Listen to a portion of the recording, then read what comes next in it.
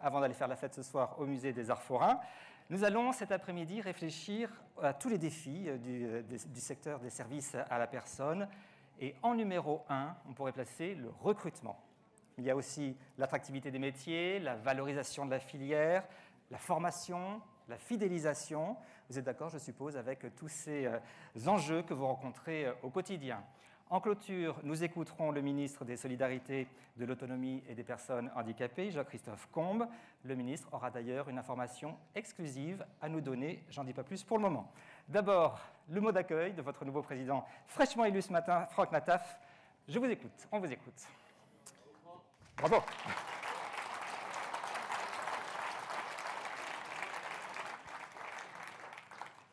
Merci à tous et à toutes. J'espère que vous êtes repus de ces quelques libations.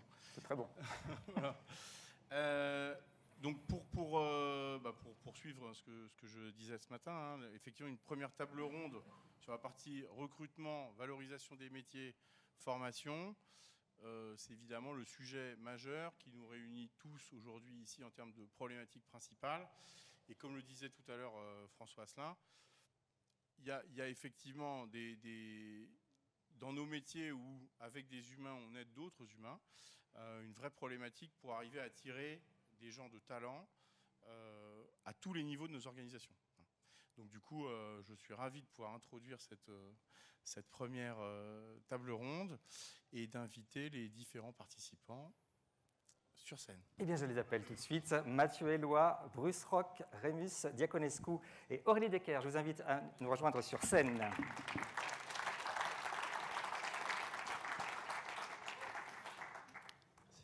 Mathieu Eloi, si vous pouvez peut-être ici. Bruce Roch à côté. Rémus et ensuite Aurélie. Alors, Mathieu Eloi, bonjour. Vous êtes Managing Director d'Indeed France. Vous avez, prenez celui-ci, comme ça on va l'en laisser. Voilà. Vous avez un service très concret pour les adhérents de la FEDESAP qu'on va expliciter dans un instant. Bruce Roch, oui. Bonjour, chef des opérations de crise chez ADECO et nous parlerons notamment de l'aide que vous avez apportée à des Ukrainiens. Rémus Diaconescu, bonjour. Bonjour. Nouvel administrateur à la FEDESAP et vous nous parlerez des projets de FEDESAP pour valoriser ces métiers. Et nous évoquerons aussi le marché européen et international avec vous, Aurélie Decker, bonjour. Vous êtes directrice générale de l'EFSI, c'est la Fédération européenne des services à la personne. Alors, première table ronde donc sur le recrutement, mobilisation générale pour attirer les talents et valoriser les métiers. Tout d'abord, Mathieu Eloi de Indeed. Pas de grand discours aujourd'hui, on veut des choses concrètes. Très bien. Commençons par le partenariat que vous avez avec la FEDESAP. C'est une offre dédiée pour permettre de faciliter les recrutements. Expliquez-nous comment ça marche. Absolument. Comment ça marche? Un micro. On va commencer par les échanger. Celui-là. Ah, voilà, celui-là marche. Je vous donne celui qui ne marche pas, du coup. En effet, la FEDESAP nous a sollicité et je vous en remercie tous pour discuter de comment on peut aider ses membres à recruter sur Indeed. Il y a 7 millions de gens, de chercheurs d'emploi qui viennent tous les mois sur Indeed. C'est la plus grande partie des chercheurs d'emploi. Et il y a effectivement de nombreuses annonces d'emploi publiées sur Indeed. Il y a 60 000 aujourd'hui annonces d'emploi. Donc je ne sais pas si ça vous paraît beaucoup ou pas beaucoup, comparé à la plus grande partie des filières de métiers, c'est un nombre important. Et donc, l'enjeu, c'est comment les annonces de chacun peuvent ressurgir et être en haut de la liste pour que les gens les choisissent, tout simplement. Et donc, effectivement, on a monté une offre qui permet à tous les gens qui utilisent la CVTech chez nous, c'est l'accès à un profil de gens qui cherchent un job, à une liste de profils. Il y en a plus de 200 000 qui sont sur la plateforme. Je voyais 90 000 CV d'aide à domicile, 63 000 CV de garde d'enfants, 16 000 CV d'employés de ménage. Voilà, exactement. Ça doit bien faire à peu près 200 000, ça. Non ? À peu près, plus les autres. Donc, pour tous ceux qui utilisent cette CVTech, on les accompagne en les aidant à sponsoriser leurs offres. Donc, il y a un montant qui est offert à chaque participant pour sponsoriser leurs offres et les faire monter en haut des résultats de recherche. Ce qui, pour nous, leur permet de mieux comprendre la manière dont ça fonctionne. Et la deuxième chose qu'on fait, c'est qu'on les accompagne en les formant. Donc on organise des webinaires qui sont ouverts à tous les membres de la FEDESAP. Il y en a un lundi prochain, le 26, et on va expliquer comment Indeed fonctionne pour vous aider chacun à avancer dans le recrutement. Et donc concrètement, le prix, parce que c'est un coût quand même, combien on paye, quelle remise on a aussi avec ce partenariat de la FEDESAP? Alors, la remise, les licences de CV, c'est un prix assez variable, mais il y a une remise de 300 € qui est offerte à chacun et qui permet de sponsoriser des offres sur Indeed. Et ça, c'est donc pour favoriser, essayer, parce que ça veut dire qu'il y aurait des offres sans correspondance de demande et de demandes sans correspondance d'offres, c'est ça? Vous essayez de matcher? On est sur un marché qui est en assez forte tension, hein. Il y a à peu près 5% des offres sur la plateforme Indeed. Il y a 1,2 million d'offres sur la plateforme Indeed. Il y a 5% qui sont des offres de services à la personne, qui concernent les services à la personne. Et il faut savoir que ces offres se sont multipliées par 2, voire même pour certaines parties par 3, depuis, si on prend un point de référence qui est juste l'avant-crise Covid. Donc, vous le savez tous, la crise Covid a beaucoup rebattu les cartes, changé les habitudes des gens, etc. Et à la fois, ça a augmenté le nombre d'offres, mais ça a aussi, et là c'est la partie la plus compliquée, fait baisser le nombre de clics sur les offres, c'est-à-dire que le nombre de candidats qui cliquent sur les offres a baissé. Donc, par exemple, sur les services de la petite enfance, c'est jusqu'à moins 35% de clics sur les annonces, là où il y a 2 fois plus d'offres. Donc, la tension du marché est de plus en plus palpable. Et donc, nous, on souhaite aider la FEDESAP à ce que leurs annonces soient plus visibles. Bruce Rock de ADECO, alors on voit que Pôle emploi ne suffit plus, il faut des services aussi comme les vôtres, du sourcing pour être plus efficace? Je dirais, historiquement, naturellement, les intermédiaires privés de l'emploi sont un bon pendant pour faciliter l'accès à l'emploi des publics. Il y a, je crois, pour rebondir sur ce qui vient d'être dit, une notion de sécurisation des parcours qui vient aussi appuyer la façon de concevoir en fait un besoin quand on est une entreprise et la manière de formuler quand on est intermédiaire de l'emploi comme nous, la recette magique pour que les personnes puissent vivre d'un salaire, d'un temps plein et puissent aussi s'insérer durablement sur le marché de l'emploi. Il y a vraiment cette notion-là.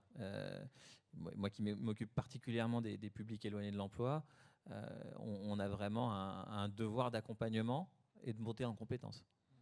Quelle bonne pratique on pourrait s'inspirer d'autres secteurs? Parce qu'il n'y a pas que les secteurs des services à la personne qui est sous tension, il y a bien sûr le BTP, l'hôtellerie, la restauration. Qu'est-ce que vous nous diriez justement si on prend un peu plus de recul? Alors, la liste est infinie parce qu'aujourd'hui, on est sur un marché de candidats. Au cas où personne ne l'aurait compris jusqu'à présent, le rapport de force est un peu différent. Donc, c'est comment est-ce qu'on va réussir à attirer, c'est le titre, attirer, valoriser, fidéliser, c'est aussi développer les personnes quand elles sont en emploi et faire vraiment résonner au-delà du symptôme de la marque employeur, une culture d'entreprise qui responsabilise tout à chacun, à la fois les RH, mais aussi les équipes, parce que ça se travaille en équipe. Comment est-ce qu'on va réussir à faire en sorte que les personnes se sentent bien dès le premier jour et qu'elles soient attendues sur un parcours de développement plutôt que sur un résultat immédiat. Mais la culture d'entreprise dont vous parlez, c'est transposable pour les petites structures. On a beaucoup de petites structures qui sont encore plus. Encore plus? Je dirais encore plus. Après, c'est à vous de le dire dans la salle. Mais oui, l'humain, il est incarné, évidemment. Et donc, quelle que soit la taille de la structure, c'est quel investissement on va donner dans la relation. Voilà.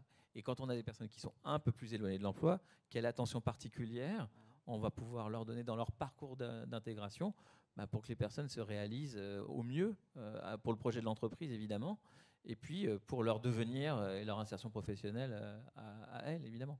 Vous nous dites qu'il faut séduire le candidat. Les deux, c'est dans les deux sens. C'est une relation dans les deux sens aujourd'hui. Plus équilibrée qu'auparavant, c'est peut-être pas plus mal. Rémus Diaconescu, vous êtes le nouvel administrateur à la FEDESAP. Alors, autre idée pour bien recruter, c'est valoriser les métiers dont on parle. C'est vraiment votre leitmotiv. Vous savez, motiver les troupes au sein de la FEDESAP, on m'a dit.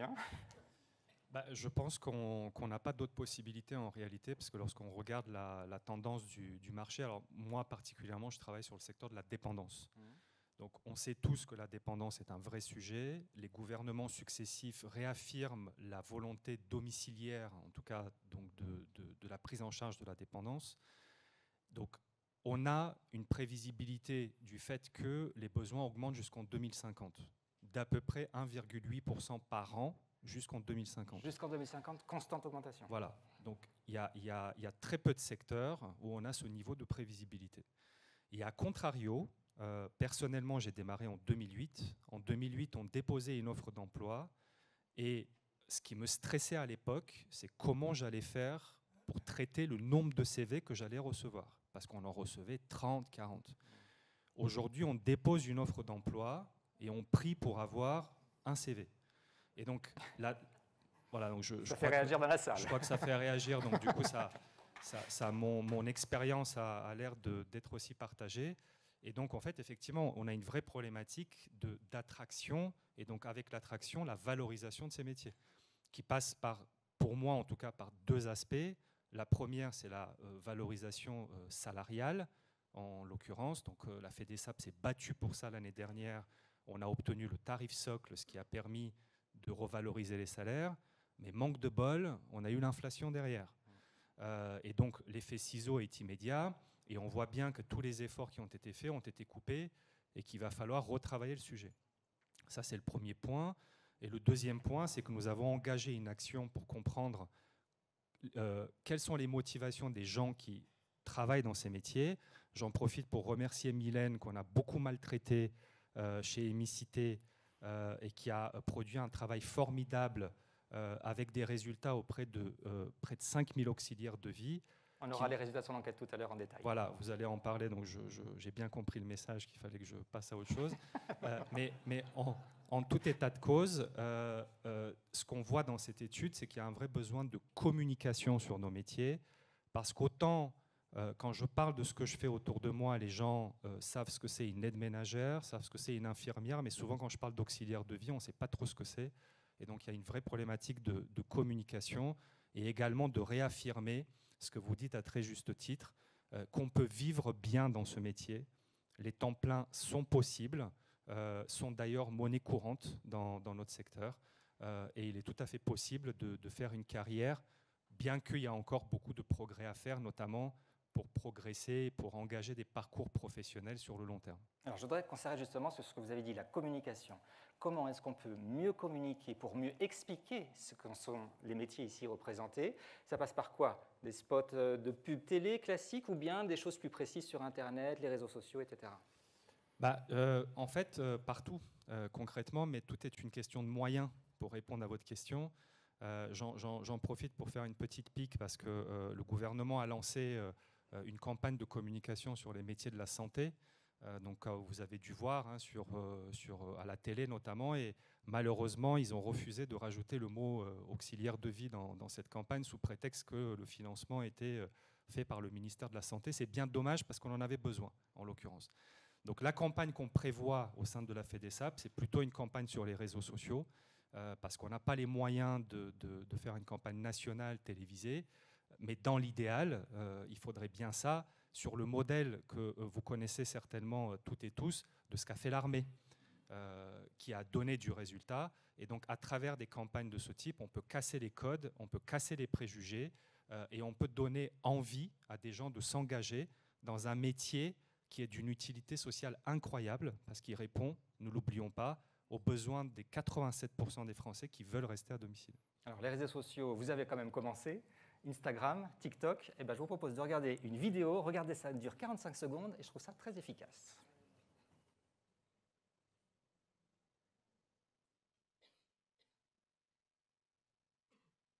Ça, c'est une photo, on va voir la vidéo. She was working in a bridal shop in Flushing, Queens, till her boyfriend kicked her out in one of those crushing scenes. What was she to do? Where was she to go? She was out on her fanny. So over the bridge from Flushing to the Sheffield's door, she was there to sell makeup, but the father saw more. She had style, she had flair, she was there. That's how she became the nanny. Who would have guessed that the girl we described was just exactly what the doctor prescribed? Now the father finds her beguiling, watch out, CC, and the kids are actually smiling. Such joie de vivre. She's the lady in red when everybody else is wearing tan. The flashy girl from Flushing. Voilà, bravo pour ce rendez-vous sur les réseaux sociaux. Est-ce que ça vous plaît, tout simplement? Non? Pourquoi? Parce que l'indépendance? La dépendance. Il y a plusieurs angles encore qui vont être traités, j'imagine. Oui, oui, tout à fait. Alors, il ne faut pas oublier que la FEDESAP représente tous les métiers, effectivement. Alors, c'est vrai que j'ai beaucoup parlé de la dépendance parce qu'il s'agit de mon métier, mais il ne faut pas oublier les autres, puisqu'on a une fédération qui regroupe tous les services. C'est appelé à se développer. Est-ce qu'il y a d'autres angles comme ça, d'autres sujets? Tout à fait. Il y a un travail qui a été engagé avec une agence de communication. On en a sélectionné une qui correspond à nos attentes. Vous avez d'ailleurs toutes et tous reçu une demande de contribution parce qu'on a besoin de belles histoires. On ne veut pas créer une campagne factice, mais on veut créer une campagne vraie, avec des vrais exemples du terrain, avec des belles histoires de personnes qui travaillent dans ce métier. Donc, je renouvelle cet appel à contribution pour aider Diana, je ne sais pas où elle se trouve. Voilà, elle est au fond là-bas, pour alimenter cette agence et avoir le maximum de résultats suite à ça. Voilà, l'appel est lancé, on parlera bien sûr de la dépendance également. Allez, on continue notre discussion, toujours pour parler sur comment on peut recruter, attirer, valoriser. On va voir à l'étranger comment ça se passe. Aurélie Decker de l'EFSI, d'abord présentez-nous ce que c'est cette Fédération européenne des services à la personne. Oui, donc ça marche. Donc l'EFSI, donc Fédération européenne des services à la personne, représente au niveau européen les entreprises de services à la personne, soit via leurs syndicats d'employeurs qui deviennent membres chez nous, ou via des entreprises qui deviennent membres en direct. Donc notre rôle, c'est vraiment de représenter le secteur auprès des institutions européennes, mais également nous avons vocation à favoriser les échanges entre tous les acteurs du secteur au niveau européen. Alors, est-ce que concrètement, on peut aller chercher de la main-d'œuvre à l'étranger pour la faire venir en France? Ce n'est pas que l'apanage du BTP et de l'hôtellerie. On peut vraiment le faire aussi pour les services à la personne? Oui, tout à fait. On estime qu'en Europe, on a 9,5 millions de travailleurs dans les services à la personne et que 54% d'entre eux sont issus de la migration. Alors, on connaît des flux migratoires on les connaît très bien. On sait par exemple qu'on a en Roumanie, Bulgarie sont des pays exportateurs de main-d'œuvre. Alors, on parle du Caire en général, hein. Mais donc ils exportent leur main-d'œuvre principalement vers leurs pays limitrophes. Mais on va voir aussi l'Autriche, l'Allemagne, qui recrutent énormément sur le segment maintien à domicile des personnes âgées à l'étranger. Mais on a aussi de la main-d'œuvre extra-européenne qui vient en Europe pour travailler. Par exemple, on a beaucoup de travailleurs philippines aux Pays-Bas, par exemple. On va avoir beaucoup de travailleuses, ce sont très souvent des travailleuses issues d'Amérique latine, par exemple en Espagne ou au Portugal. C'est quelque chose qui est extrêmement courant.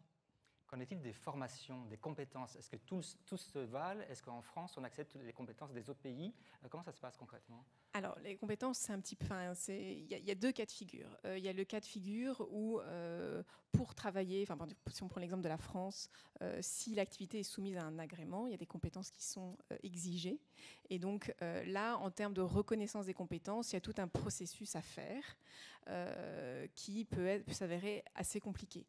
On recrute plus facilement sur les métiers d'entretien du domicile. Ça, c'est une évidence, que ça soit intra-européen ou extra-européen. Après, en fonction des pays, on n'a pas les mêmes exigences non plus. On sait qu'il y a des travailleurs qui vont opérer dans certains pays sous un statut de travailleur détaché. Ça peut être aussi sous un statut d'auto-entrepreneur, l'équivalent auto-entrepreneur qu'on connaît en France.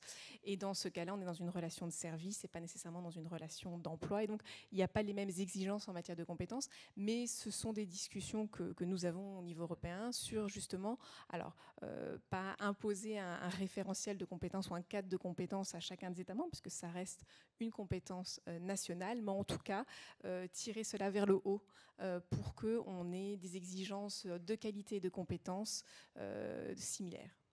Alors Bruce Rock, on est presque en Europe, c'est l'Ukraine avec cette initiative originale que vous avez eue. Vous vous êtes mobilisé avec la FEDESAP pour l'embauche de réfugiés ukrainiens qui fuyaient la guerre. Ils ont été accueillis en France et ils travaillent en France. Alors, c'est plus large que ça, évidemment, hein. Donc, notre groupe a un engagement sur l'emploi des réfugiés et la mise à l'emploi des réfugiés en général, quelle que soit leur nationalité. Et effectivement, il s'est passé quelque chose à partir du 24 février et on a voulu donner un élément de réponse additionnel avec une plateforme de solidarité, adecojobsforukraine.com, qui permet la mise en relation de personnes réfugiés installés dans les pays limitrophes et plus loin, intégrant la France évidemment, et les employeurs qui ont des besoins. Effectivement, les services à la personne ont largement participé à publier des offres sur le site.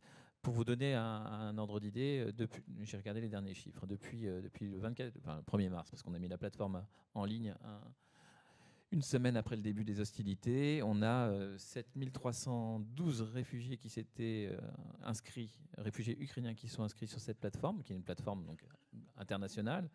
Il y en a 4314 à date qui ont trouvé un emploi. Donc, ça veut dire que, voilà, en termes de ratio, on n'est pas trop mal. 20%, c'est en France. Donc ça représente aussi un levier intéressant. Et dans le type de secteur d'activité, effectivement, hospitality, care, on est, et puis éducation, parce que ça touche aussi les services à la personne, on est à peu près à 15%. Donc ça représente quand même un volume significatif. Alors c'est 80% de femmes, évidemment, puisque les hommes sont restés bloqués pour faire la guerre. 62% parlent au moins 3 langues, dont l'anglais, donc c'est un avantage. Ça veut dire qu'on peut communiquer peut-être facilement. Et dans les métiers qui nous ont été remontés, là encore c'est une plateforme de solidarité, donc nous on ne touche pas un centime dessus. C'est une plateforme d'intermédiation non marchande. Métier du nettoyage, 2%, de soutien scolaire, 3%. Et garde d'enfants, 1%. Donc ça représente quand même des volumes qui sont intéressants. Là où on est allé un tout petit peu plus loin, c'est qu'on s'est dit qu'il manquait une brique de formation, notamment sur le volet des langues, mais sur certains métiers pénuriques. Je vais donner l'exemple de la tech, où là aussi on ne croule pas sous les profils. Et donc, comment est-ce qu'on peut faire pour faire monter en compétence les candidats? Il y a eu 1300 personnes sur les 7300 inscrites qui ont suivi des parcours de formation qui ont été offerts par un certain nombre d'entreprises. Donc, c'est vraiment une chaîne de solidarité importante. Voilà. Donc, si on prend ce volet migration subie, réfugiés, il faut toujours rappeler que c'est subi.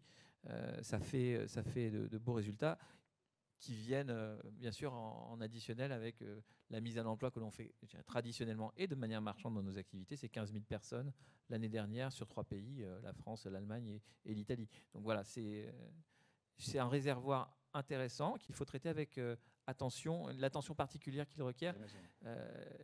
Évidemment, il y a le risque ou l'opportunité qu'ils retournent un jour dans une situation apaisée dans leur pays. Bravo pour cette initiative. Et justement, on va prendre 2 exemples concrets dans la salle. Franck Lataf, on va vous redonner un micro, puisque vous pouvez aussi témoigner de l'intégration de main-d'œuvre internationale dans votre entreprise, des Ukrainiens. Est-ce qu'on peut donner un micro à Franck? On va qu'on donne ici. Racontez-nous un petit peu comment ça s'est passé, quel bilan vous en tirez de cette intégration d'Ukrainiens? Alors en fait, on était un peu ralenti. Alors merci beaucoup pour ce témoignage, parce que du coup, je suis hyper intéressé pour poursuivre l'échange par la suite. Nous, on a été un peu bloqués en fait par la problématique de langue justement, et donc du coup, on a travaillé avec une association ukrainienne, du coup, pour intégrer des auxiliaires de vie avec du coup les fameux modules de formation qu'on appelle FLE, c'est-à-dire français langue étrangère. Justement pour du coup initier les choses. Et notre dossier est toujours un peu en attente à l'OPCO. Voilà. Donc l'OPCO est dans la salle, je crois. Donc, ça tombe bien. Ça accélère un peu les choses. Et en effet, du coup, je pense qu'il y a des effets de mutualisation évidents qu'on peut arriver à faire avec. Parce que si j'y ai pensé, il y en a forcément plein d'autres qui y ont pensé aussi. Aurélie Decker, les Ukrainiens aussi, l'accueil en Europe, c'est quelque chose de très important pour vous, j'imagine. Oui, on a vu beaucoup d'acteurs dans le secteur qui se sont mobilisés en Europe. Alors, on a eu par exemple en Italie, où il y avait déjà un important pool de travailleurs ukrainiens employés dans le secteur, où il y a même eu une aide du secteur pour qu'ils puissent accueillir les réfugiés et une petite aide financière à l'accueil de ces réfugiés, mais aussi des cours de langue se sont très rapidement mis en place. On a eu la même chose en Belgique, où en fait le secteur en tant que tel a été identifié par les pouvoirs publics, donc par l'équivalent de Pôle emploi, comme un des premiers secteurs d'intégration des réfugiés ukrainiens qui venaient chercher du travail.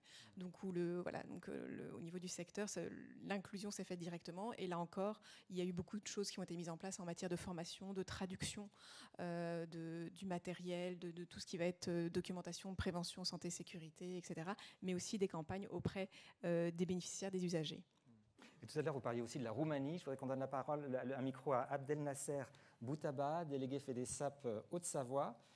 Où est-ce que vous êtes? Je suis là. Je ne vous vois pas. Ah, tout au fond, d'accord. Alors vous avez fait venir donc des Roumains et de votre entreprise, expliquez-nous. Nous avons travaillé sur un projet de formation et de recrutement en Roumanie. On a créé un petit centre de formation sur place. On les forme et par la suite, on les fait venir en France. On a un réel problème pour le moment, c'est notre image auprès des administrations roumaines. On est très mal perçu parce qu'on passe par les personnes qui viennent chercher du personnel qualifié ou non qualifié et qu'ils ont besoin d'eux, quoi. C'est un réel problème pour le moment. Sinon, on n'a pas d'autres. Un problème dans les démarches, mais vous êtes très satisfait. Bilan positif jusqu'ici, j'imagine? Positif pour le moment, oui. Eh bien, bravo pour cette initiative. Et c'est vrai qu'il faut toujours penser à aller chercher la main-d'œuvre là où il y en a et il y a beaucoup de besoins. Je reviens à vous, Mathieu Eloi de Indeed. Merci beaucoup. On continue avec notre prisme international pour s'inspirer des bonnes pratiques. Comment font les autres pays pour s'assurer que la main-d'œuvre soit justement disponible pour ceux qui veulent recruter? Alors, je vais vous dire un secret que vous n'ignorez pas, c'est que tous les pays ont le même problème. Déjà, ça rassure.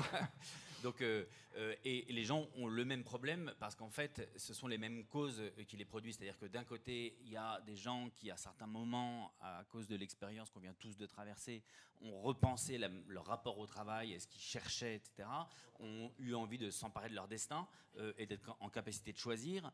Et de l'autre côté, il y a une démographie qui n'est pas dans le bon sens, puisque on a des populations actives qui sont vieillissantes et une démographie qui est en baisse, donc il y a moins de jeunes qui rentrent et plus de seniors qui sortent.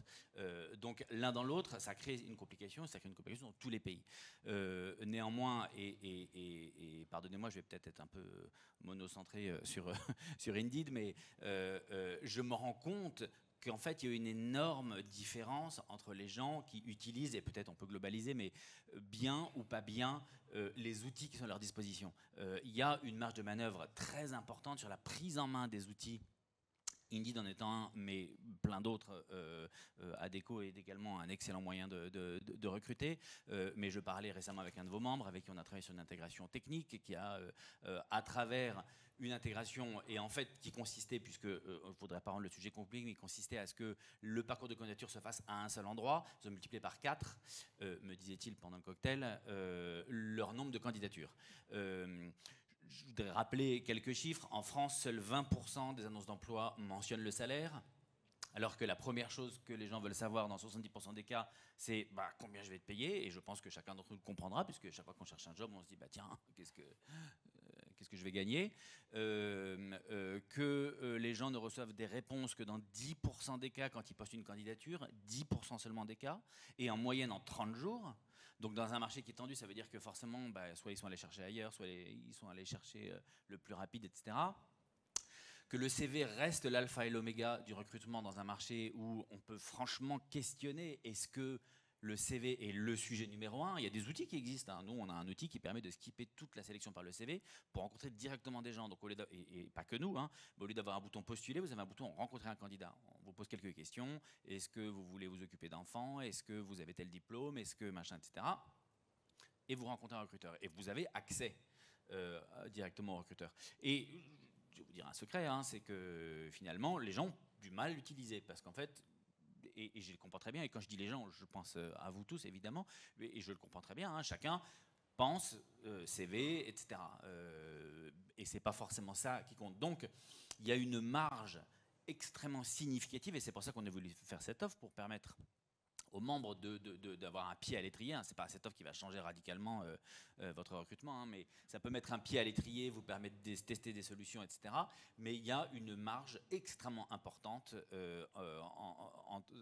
si on est capable d'utiliser bien des outils à disposition. Donc il y a un travail de pédagogie tout de même à faire. Hein, et il y a un travail de pédagogie, recruter, et effectivement, et c'est aussi pour ça, vous avez raison de le rappeler, qu'on se lance dans cette série de webinars pour raconter nos outils, la façon dont on peut les utiliser.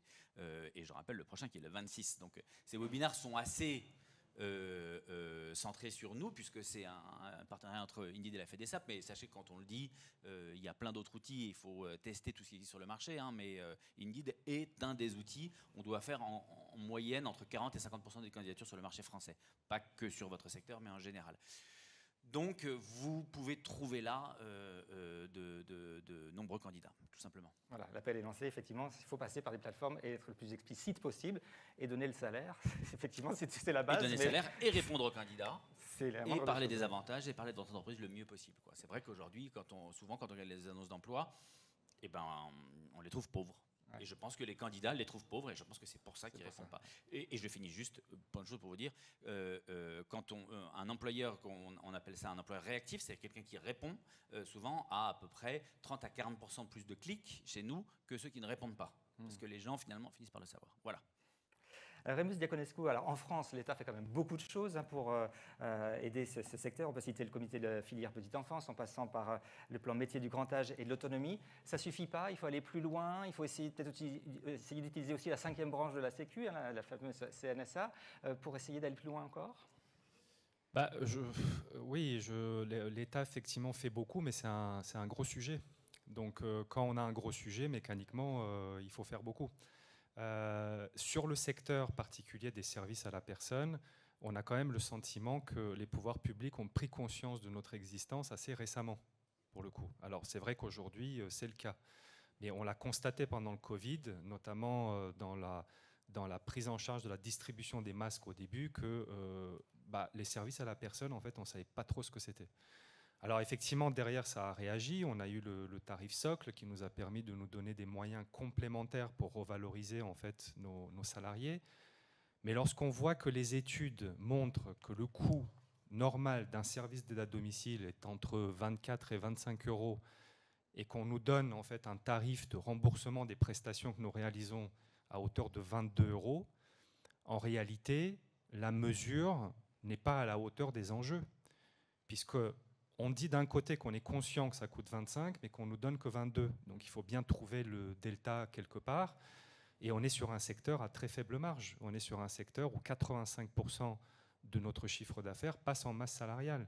Donc la réalité, c'est que nos marges de manœuvre sont très très faibles. Donc je dirais qu'il faut reconnaître effectivement tous les efforts qui sont faits, de manière générale dans le secteur, mais effectivement dans le cadre de la dépendance, je pense qu'on peut dire que le chemin est encore long, oui.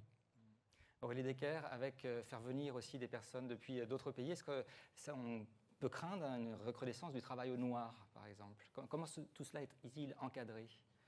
Alors, le travail au noir, c'est un vrai sujet pour notre secteur. Je mentionnais tout à l'heure les 9,5 millions de travailleurs services à la personne qu'on a en Europe. On estime qu'à minima un tiers d'entre eux sont engagés au noir.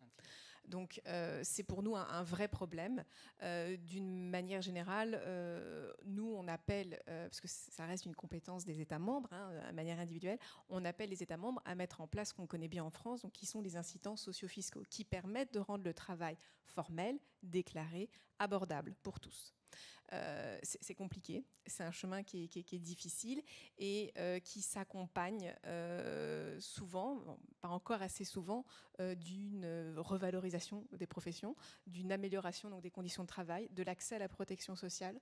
Il ne faut pas oublier que dans beaucoup d'États membres, les travailleurs des services à la personne n'ont pas accès à l'entièreté de la protection sociale, typiquement le droit au chômage. En Espagne vient d'adopter la semaine dernière une loi qui change ça, mais jusqu'au 1er octobre de cette année, les travailleuses domestiques en Espagne n'ont pas le droit au chômage.